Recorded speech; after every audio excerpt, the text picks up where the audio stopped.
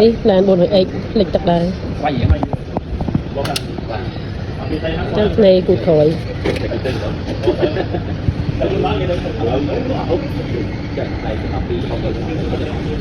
នេះបើសិនជាយើងធ្វើអត់ចំកន្លែងវាបិទច្រើនប៉ុណ្ណាក៏អត់បាត់លេខដែរតើធ្វើឲ្យចំកន្លែងរបស់វាតែវាលេខ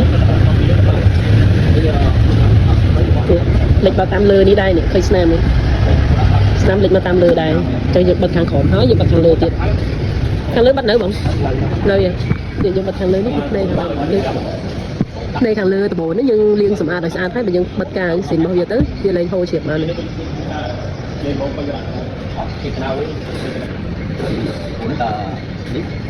ះ